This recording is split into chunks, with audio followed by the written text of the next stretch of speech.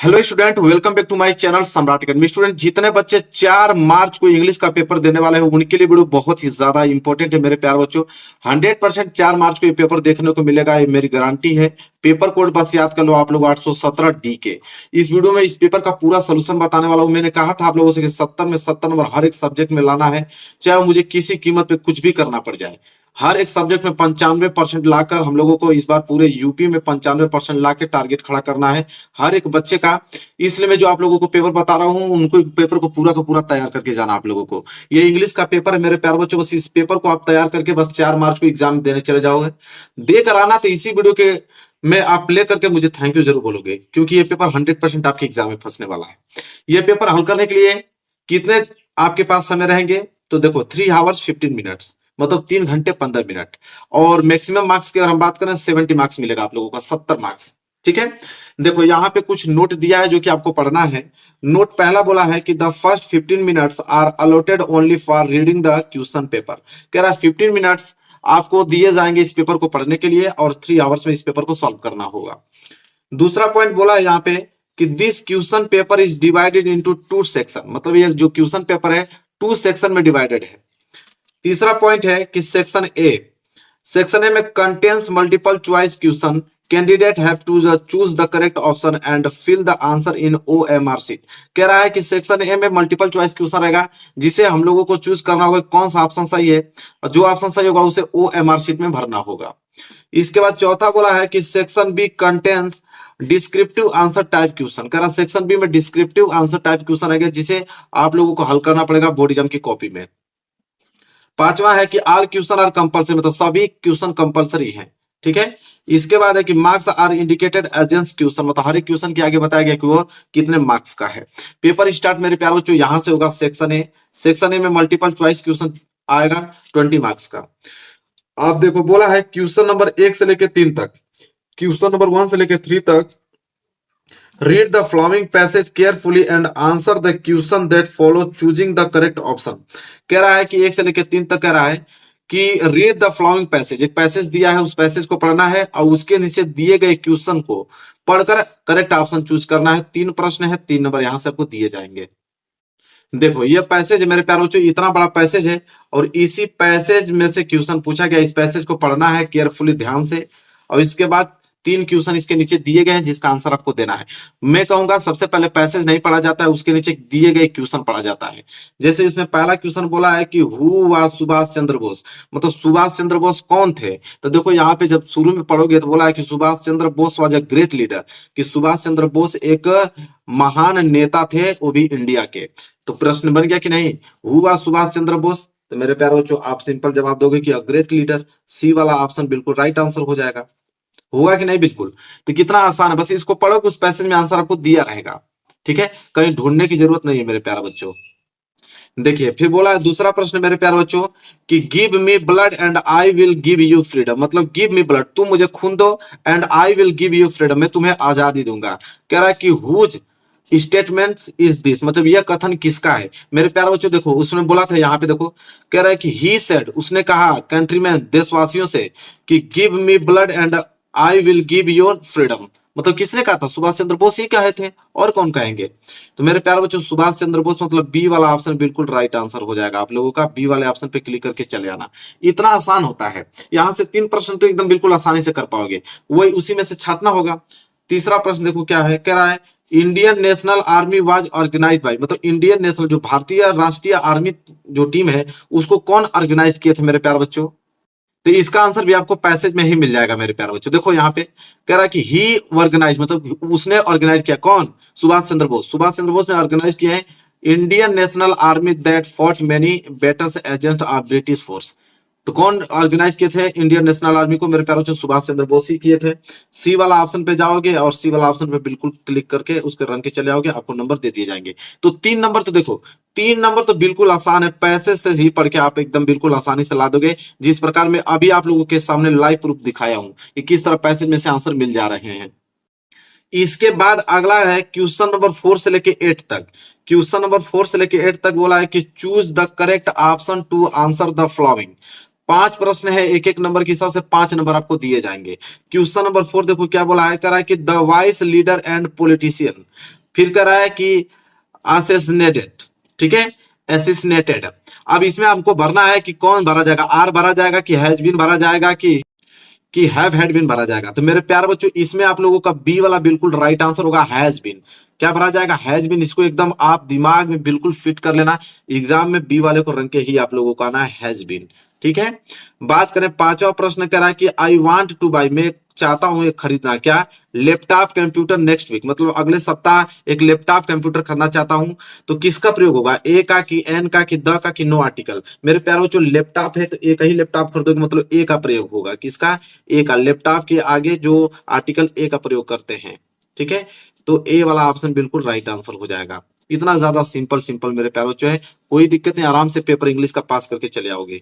इसके those flowers are very beautiful, how much do they cost. अब यहाँ beautiful के नीचे अंडरलाइन कर दिया है। अब पूछा कि ब्यूटीफुल है क्या, एडजेक्टिव है कि वर्ब है कि नाउन है कि एडवर्ब है। मेरे प्यारों जो ब्यूटीफुल मतलब सुंदरता, किसी नाउन या प्रोनाउन की विशेषता बताता है, तो किसी नाउन या प्रोनाउन की जो विशेषता बताता है उसे बोलते हैं एडजेक्टिव। मेरे प्यारे बच्चों ए वाला ऑप्शन बिल्कुल राइट आंसर हो जाएगा, ठीक है, ब्यूटीफुल एडजेक्टिव है। आगे बढ़ोगे 7वां प्रश्न। 7वां प्रश्न मेरे प्यारे बच्चों यह है कि do not time waste previous year. अब इसको अलग अलग डिवाइडेशन में बांट दिया है, इसको अरेंज करके एक मीनिंगफुल सेंटेंस आपको बनाना है मेरे प्यारे बच्चों। सी वाला ऑप्शन पे क्लिक करके चले आना है, क्योंकि आप तो यही ना कहते हो कि do not waste your previous time, हमें अपना समय बर्बाद नहीं करना चाहिए।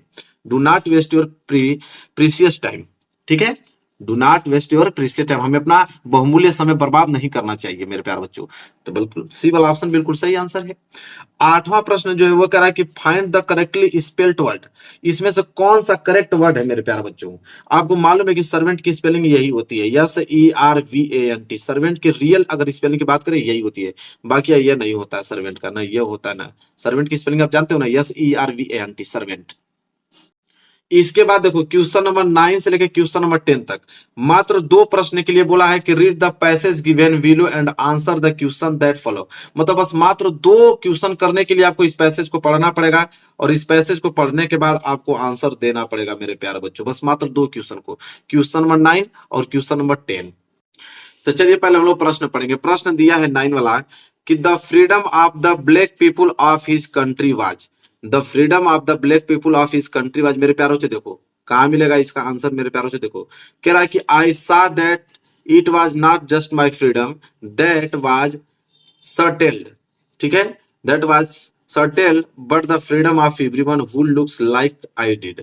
तो मेरे प्यारों जिसका राइट आंसर क्या हो जाएगा, सर्टेल्ड, ठीक है। सी वाला ऑप्शन बिल्कुल राइट आंसर हो जाएगा। सी वाले पे आप लोग क्लिक करके चले आना। इसके बाद 10वां है कि the author felt the greater hunger for. Greater hunger for किसको बताया गया है, तो the author felt the greatest hunger for. इसका राइट आंसर मेरे प्यारों जो बी वाला ऑप्शन होगा, the freedom of his people. The freedom of his people, ठीक है, जो वहां के लोग हैं वो बिल्कुल स्वतंत्र रहे। क्लियर है यहां तक। 9 का सी और 10 का बी, दोनों क्वेश्चन हमने कर दिखाया। आगे बढ़ेंगे, अगला प्रश्न मेरे प्यारों क्वेश्चन नंबर 11 से लेकर 13 तक। क्वेश्चन नंबर 11 से लेकर 13 तक बोला है कि based on your understanding of the prose lesson choose the correct option to answer the following question. 3 प्रश्न 3 नंबर के लिए मेरे प्यारे बच्चों। जैसे 11वां प्रश्न देखो क्या बोला है। 11वां प्रश्न मेरे प्यारे बच्चों यह है कि Lencho wished in the morning for. जब लेंचो सुबह उठा तो क्या देखा, तो लेंचो जब सुबह उठा देखा मेरे प्यारे बच्चों तो रेन हो रही थी। क्या हो रही थी, वर्षा हो रही थी। ये तो आप लोग भी जो कहानी पढ़े होंगे उनको ये मालूम होगा कि जब लेंचो सुबह उठा तो क्या देखा, तो देखा तो वर्षा हो रही थी। देखिए ये किताब के चैप्टर के क्वेश्चन है, मल्टीपल चॉइस। जो क्वेश्चन पढ़े होंगे आप किताब को तभी आप इसको कर पाओगे, अन्यथा नहीं कर पाओगे, ठीक है। तो इसे मैं बता रहा हूं, आप इसको रट जाओ। The inauguration was taking place in, अभी जो पढ़े होंगे वही बता पाएंगे। The inauguration was taking place in मेरे प्यारे बच्चों the lovely sandstone amphitheatre, ठीक है, the lovely sandstone amphitheatre. C वाला ऑप्शन सही हो जाएगा। किताब अगर पढ़े होगे तो आपको पूरा समझ में आएगा, नहीं पढ़े रहोगे तो आपको नहीं समझ में आएगा कि सर क्या बता रहे हैं। किताब पढ़े रहोगे तो उसकी मल्टीपल चॉइस क्वेश्चन है। कह रहा है कि she named her diary Kitty as. She named her diary Kitty as मेरे प्यारे बच्चों, तो सबको मालूम है कि her diary was friend, her diary was her friend. C वाला ऑप्शन बिल्कुल राइट आंसर हो जाएगा। आगे बात करेंगे तो देखो क्वेश्चन नंबर 14 से लेकर 15 तक मात्र 2 प्रश्न के लिए बोला है कि read the following state and answer the question that follow. मतलब मात्र 2 प्रश्न करने के लिए आपको स्टेट पढ़ने पड़ेंगे, जो कि नीचे दिया हुआ है। स्टेट मतलब पोएम का स्टेट आपको देगा, ठीक है। जैसे यहाँ पे 3 लाइन है, एक लाइन और छिपा हुआ है, पहले 3 लाइन पढ़ लो। Has given my heart a change of mood and saved some part, उसी के नीचे है of a day I had rued, ठीक है। अब क्वेश्चन नंबर 14 यहाँ पे पूछ दिया कि the crow has change the mood off the poet by, ठीक है, कि द क्रो, कौवे का मूड चेंज हो गया। कवि बताता है किसके द्वारा मूड चेंज हो गया मेरे प्यार बच्चों, तो shaking the snow from the trees, shaking the snow from the trees, C वाला ऑप्शन राइट आंसर हो जाएगा। वहीं अगर 15 क्वेश्चन की बात करें कि the poet is trying the suggest that, ठीक है, कि द पोएट जो है ट्राइंग करता है, सजेस्ट किसको करता है, तो the small things bring by change in life, जो स्मॉल सोच होती है मेरे प्यारे बच्चों, वो ब्रिंग लाती है, एक अच्छी चेंज लाती है अपने जीवन में, ठीक है। तो बी वाला ऑप्शन मेरे प्यारे बच्चों, ए वाला ऑप्शन सही हो जाएगा, 15 का ए। तो क्वेश्चन नंबर 14, क्वेश्चन नंबर 15 दोनों क्लियर है, एकदम दिमाग में फिट रखिएगा। एग्जाम जब आए आप लोगों का 4 मार्च को जब आप जाओ, तो 4 मार्च में सोचना न पड़े, ठीक है, बिल्कुल रटा होना चाहिए, सीधे रंग के आना है। आगे है क्वेश्चन नंबर 16 से लेकर 20 तक, कि based on your understanding of the lesson in the book footprint without feet choose the correct option to answer the following question. 5 question 5 number का है, ये भी आप लोगों की किताब का है, मल्टीपल चॉइस क्वेश्चन। किताब अगर पढ़े रहोगे तभी इसको कर पाओगे मेरे प्यारे बच्चों। जैसे बोला है कि ट्रिकी एक्चुअल प्रॉब्लम, आज मतलब ट्रिकी को एक्चुअल प्रॉब्लम क्या थी, तो ट्रिकी की एक्चुअल प्रॉब्लम थी मेरे प्यारे बच्चों कि vomiting because of excess food, मतलब ज्यादा भोजन करने से वो वोमिटिंग करने लगा, उल्टी करने लगा। तो अगर पढ़े रहोगे चैप्टर तभी तो आपको मालूम चलेगा, ठीक है। इसके बाद देखो प्रश्न नंबर 17 क्या है। प्रश्न नंबर 17 है कि Hari wanted to win over the confidence of Anil because, कह रहा है कि हरी वांटेड चाहता था, ठीक है, विन ओवर द कॉन्फिडेंस, ठीक है, अनिल, क्योंकि वो क्यों चाहता था कॉन्फिडेंस, तो मेरे प्यारे बच्चों ये इसलिए चाहता था क्योंकि वो पहले क्या करता कि ही वाज प्लानिंग टू चीज योर यंग मैन। पहले वो देखो क्या करता था, जो कहानी पढ़ रहे हो तो जान जाओगे। पहले वो क्या करता था कि किसी नौजवान व्यक्ति को वो प्लानिंग करके क्या करता था, चीट करता था, ठीक है, क्या करता था, चीट करता था। इसके बाद 18वां प्रश्न देखो क्या है कि Ausable was not at all what a secret agent should look like means, ठीक है। तो इसका राइट आंसर मेरे प्यारे बच्चों क्या होगा, क्वेश्चन नंबर 18 का, कि he was fed the ordinary looking. ये भी आपका चैप्टर का ही प्रश्न है, जब पढ़े रहोगे चैप्टर तभी आपको समझ में आएगा, ठीक है। तो डी वाला ऑप्शन सही होगा। फिलहाल के लिए आपको रटना ही पड़ेगा क्योंकि आपने चैप्टर नहीं पढ़ा है, और ये पेपर आएगा, इतना याद रखना कि 18 का डी होगा, 18 का डी। अगर ये वाला पेपर कोड आता है तो समझ लेना कि 18 का डी होगा मेरे प्यारे बच्चों, एकदम दिमाग में फिट रखना। इसके बाद 1-2 बार पढ़ोगे तो याद हो जाएगा, कोई दिक्कत नहीं है। What did एब्राइट start collecting in childhood, मतलब कि एब्राइट जो है वो बचपन में क्या कलेक्ट करता था, तो मेरे प्यारे बच्चों देखो वो बटरफ्लाई, क्वाइंस और स्टैम्प, मतलब सभी वो कलेक्ट करता था, इसलिए ऑल ऑफ दीज होगा। ये क्वेश्चन अगर आप पढ़े रहोगे किताब का तो समझ में आ जाता, तुरंत समझ में आ जाता है। एक कहानी अगर समरीज का पढ़े होते तो आपको समझ में आया होता। 20वां प्रश्न अब देखो क्या है, ग्रिफिन वाज। अब पढ़े नहीं रहोगे कि ग्रिफिन वाज ए, ग्रिफिन क्या थे, शॉपकीपर थे, लैंडलॉर्ड थे, साइंटिस्ट थे, ठीक है, आपके क्लर्जीमैन थे। तो आपको जब पढ़े ही नहीं रहोगे तो आपको क्या मालूम, तब मैं आपको बता देता हूँ कि ग्रिफिन जो थे मेरे प्यारे बच्चों साइंटिस्ट थे। कौन थे, साइंटिस्ट थे। सी वाला ऑप्शन बिल्कुल राइट आंसर हो जाएगा। तो सेक्शन ए वाला पार्ट हमने कर दिया, 20 मल्टीपल चॉइस क्वेश्चन। अब यहां से स्टार्ट होता है सेक्शन बी, जो कि कितने 50 मार्क्स के क्वेश्चन रहेंगे। अब मेरे प्यारे बच्चों देखो क्वेश्चन नंबर 21, क्वेश्चन नंबर 21 है कि read the passage carefully and answer the question given below. अब मेरे प्यारे बच्चों ये पैसेज जो मैं आपको दिखा रहा हूं यहां तक, शुरू से लेकर लास्ट तक पैसेज देखते जाओ। अब इस पैसेज को आपको पढ़ना है, पैसेज देख रहे हो ना, मैं अंडरलाइन करते जा रहा हूं यहां तक। यह पैसेज इतना बड़ा पैसेज मेरे प्यारे बच्चों, ठीक है। अब यह पैसेज ऊपर से लेकर यहां तक नीचे तक है, इस पैसेज को पढ़ना है, और उसके नीचे आपको दिया है प्रश्न ए बी सी डी, 4 प्रश्न दिए हैं 7 नंबर के लिए, और इसका आंसर बताना है। चलिए पहला है कि what was the duty of the dog, how did dog and the bird become friend, ठीक है। अब इसका आंसर बताना है आपको, इसका आंसर मैं लिख के लेकर आया हूं ताकि एक नंबर ना कटे।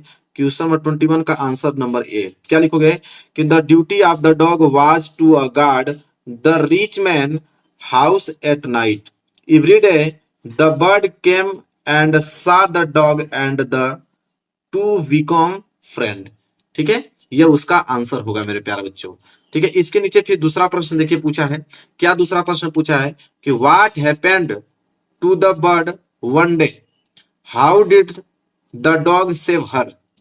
इसका आंसर कैसे लिखोगे? इसका आंसर यहां मेरे प्यारे बच्चों कि one day the bird fail into a tube full of water, the dog saw this and dragged the heavy stone near enough to reach the tube. He took the bird out and put her down on the ground and saved her. ठीक है, ये B वाला answer हो गया, B का। इसके बाद मेरे प्यारे बच्चों आगे देखो सी वाला, why did the rich man keep the dog. इसका आंसर लिखोगे मेरे प्यारे बच्चों, आसान है इसका, कि the rich man had kept the dog to guard his house at night. बात खत्म। इसके बाद लास्ट डी वाला प्रश्न है कि find out word in the passage which is opposite of near. Near का अपोजिट क्या होता है? तो नियर का अपोजिट मेरे प्यारे बच्चों फार होता है।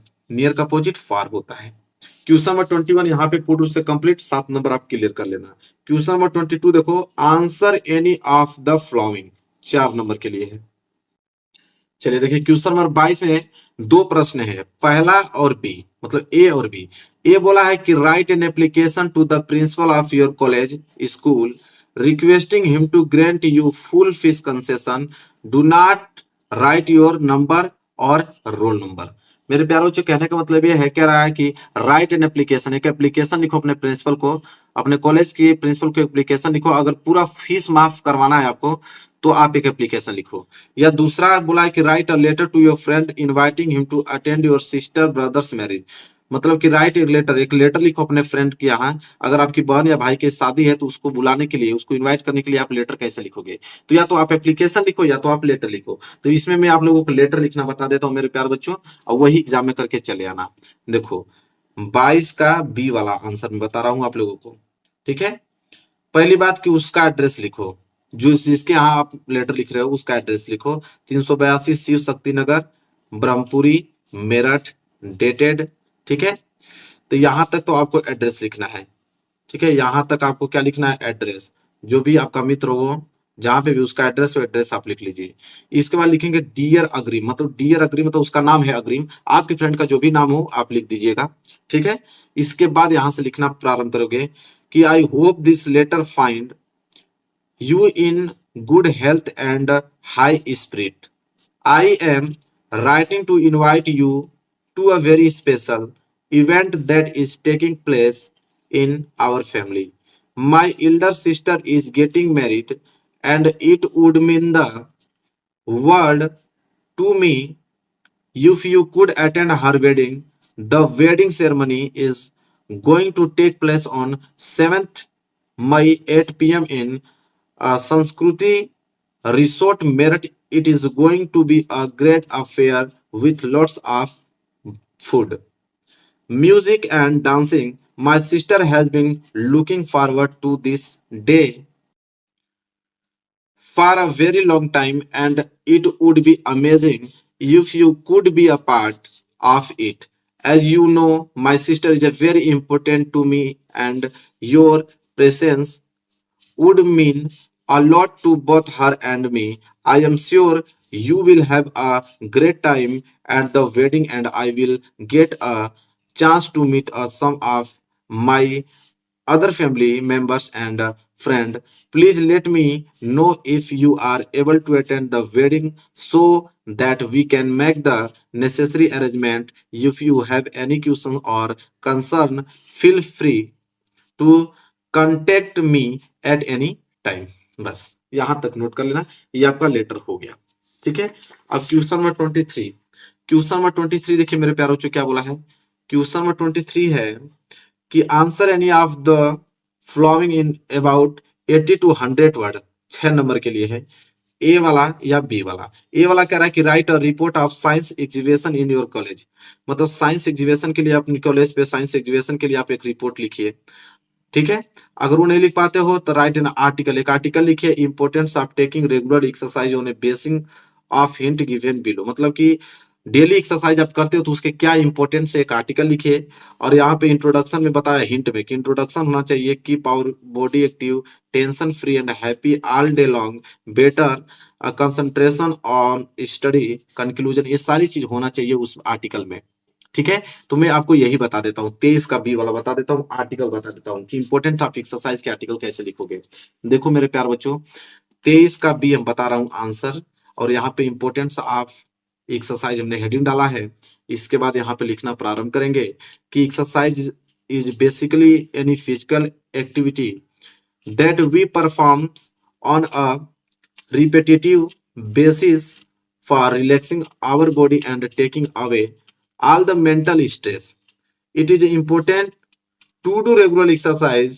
When you do this on a daily basis, you become fit both physically and mentally.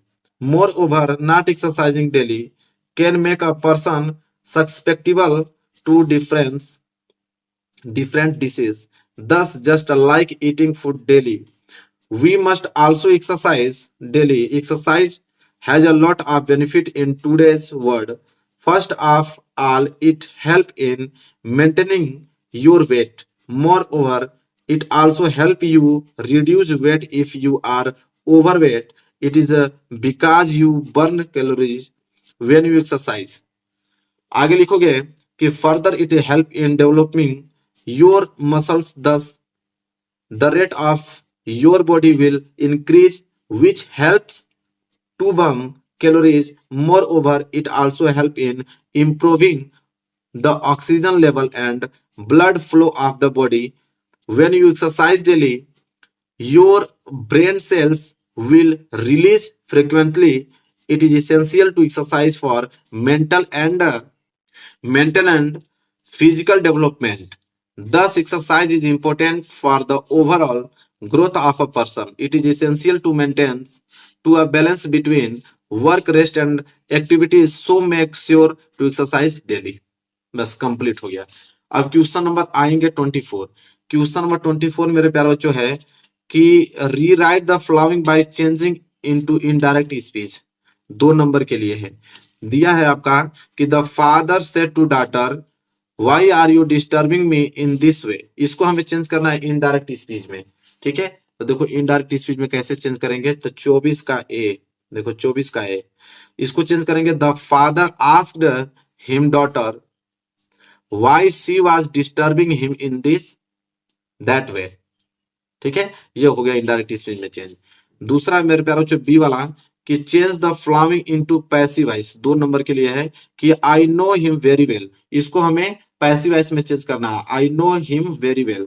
तो ये चेंज हो जाएगा मेरे प्यारे बच्चों कि he is well known to me. ठीक है, बस। इसके बाद तीसरा है मेरे प्यारे बच्चों पेंचुएट द फॉलोइंग। ठीक है, पेंचुएशन करना है चिन्हों का प्रयोग करके। देखो ये दिया है I said to Shyam you will not fail if you work hard. अब इसको हमें पेंचुएट करके लिखना है। तो देखो जब इसको पेंचुएट करेंगे तो पहली बात पहले अक्षर कैपिटल हो जाएगा, आई सेड टू श्याम, फिर कामा लगाएंगे, फिर डब्ल्यू इंटर कामा के अंदर लिखेंगे you will not fail if you work hard, फिर फुल स्टॉप डब्ल्यू इंटर कामा क्लोज, क्योंकि इनडायरेक्ट स्पीच है वो। ठीक है, इसके बाद मेरे पास जो डी वाला है कि translate the following into English, 4 number के लिए कि एक दिन मैं अपने मित्रों के साथ एक बाग में घूमने गया। बसंत का मौसम था और फूल खिले हुए थे। हम लोगों ने वहां बहुत सी रंग बिरंगी तितलियां देखी। वहां हम लोगों ने एक ऐसी चिड़िया देखी जो बहुत ही क्या थी, सुंदर थी। अब इसे हमें ट्रांसलेट करना है। तो ट्रांसलेट करके कैसे लिखेंगे, पहले हेडिंग आप डालोगे ट्रांसलेशन, फिर लिखोगे one day I went for a walk in a garden with my friend. It was spring season and flowers were in bloom. We saw many colorful butterflies there. There we saw a sparrow which was very beautiful.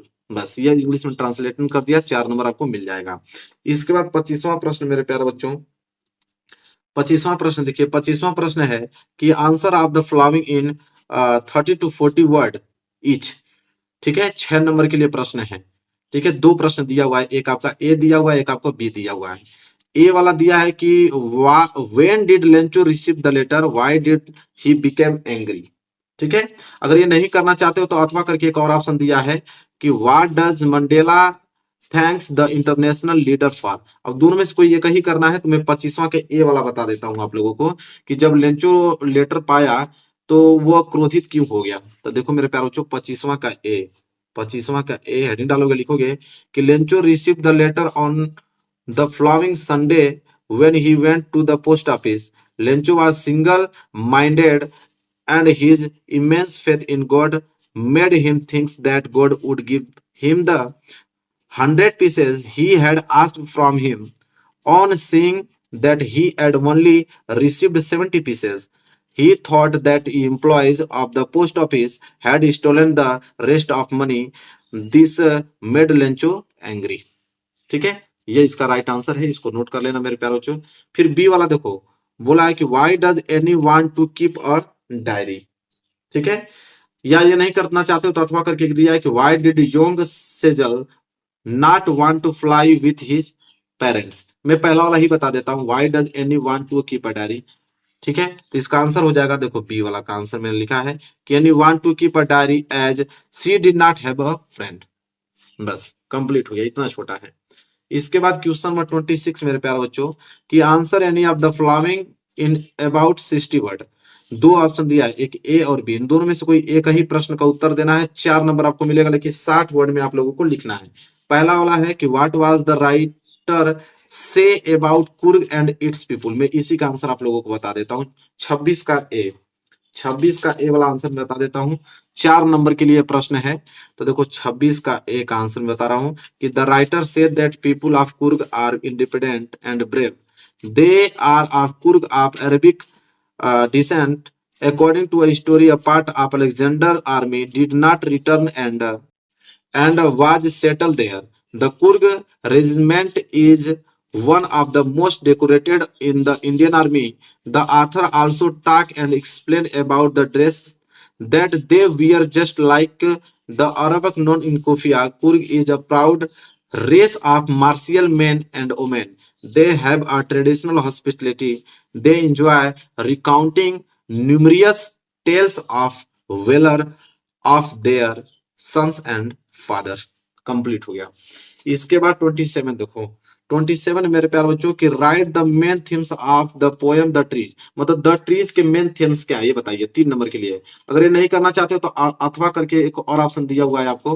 अगर वो नहीं करना चाहते हो मेरे प्यारे बच्चों, तो आपको ऑप्शन दिया है कि right 4 line from any poem prescribed in your syllabus, do not copy in the line giving in the question paper. कह रहा है कि 4 लाइन का एक पोएम आप लिख सको, ठीक है, जो इस प्रश्न पत्र में न आया हो। तो हमको तो आसान यही रहेगा कि आप पोएम लिख दो। ठीक है, देखो 27 का हेडिंग डालोगे पोएम। देखो एक पोएम हमने लिखा है कि the way a crow shook down on me the dust of snow from hemlock tree. 4 line का पोएम है, कंप्लीट हो गया। क्लियर है? चलिए आगे बात कर लेते हैं। प्रश्न नंबर 28। प्रश्न नंबर 28 है कि right central idea of any of the following. ठीक है, अब आपको 3 ऑप्शन दिया है, the dust of snow, a tiger in the zoo, the बाल पोएम। इन तीनों में से किसी एक का आपको सेंट्रल आइडिया लिखना है, जो कि कितना नंबर मिलेगा, 3 नंबर। तो मैं पहले वाला का बता देता हूँ, डस्ट ऑफ स्नो का सेंट्रल आइडिया। देखो हेडिंग डालोगे सेंट्रल आइडिया, पहला वाला हेडिंग डाला हमने dust of snow.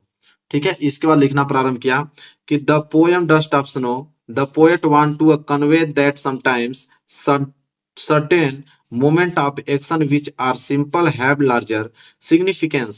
They can change the mood or life of a person. The way a crow shakes down dust of snow on the poet inspire and gives him the idea to shake off his depressive thought, become cheerful and do something useful. बस dust of snow का हमने central idea लिख दिया। इसके बाद question number 29 देखो, question number 29 है answer any of the following in about 60 to 40 word. 3 number के लिए दिया है ए वाला कि how did Griffin save himself from mister Hall, और दूसरा है कि does Anil realise that he has been robbed. अब दोनों में से किसी एक का आंसर आपको देना है, तो मैं 29 का पहला वाला दे देता हूं, how did Griffin save himself from mister hall, ताकि 3 नंबर आप लोगों का कंफर्म हो पाए। तो 29 का ए वाला देखो, to save himself, he took off his clothes and became invisible before people could find him.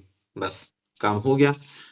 30वां प्रश्न देखो, लास्ट प्रश्न है मेरे प्यारे बच्चों 4 नंबर के लिए, कि answer any of the following in about 60 word, मतलब दोनों में से किसी एक का आंसर आपको देना है। मैं पहले वाला का दे देता हूं, what role did not existent balcony play in the story the midnight visitor.